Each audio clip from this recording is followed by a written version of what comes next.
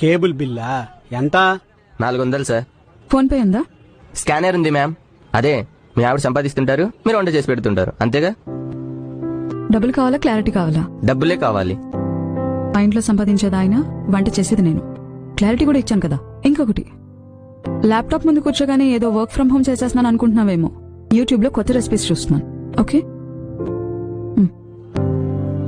ఏమండి, అత్తయ్య గారి కోసం చీర కొన్నాను, ఎలా ఉందో చూడండి. మామకు చీర ఇప్పుడెందుకు? మా అమ్మ ఇప్పుడు ఒక మాట అనేది, నేను సంపాదించిన ఫస్ట్ శాలరీతో తనకి చీర కొనివ్వాలని. ఇవ్వగలిగినా తీసుకోవడానికి తను లేదు. నాకు అమ్మైనా అత్తైనా ఆవిడే. ప్రేమతో కొన్నావు కదా, బానే ఉంటుంది.